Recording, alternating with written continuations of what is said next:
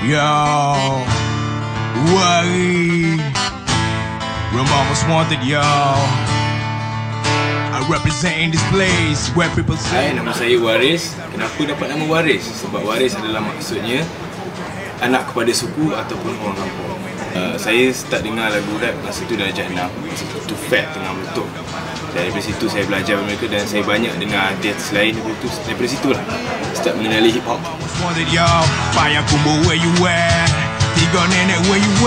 Sebab luar negeri 9 tak ada lagi sebelum ni.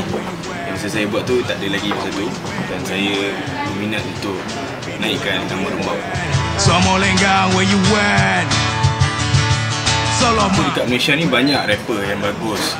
Cuma peluang untuk semua orang nampak tu mungkin tak banyak.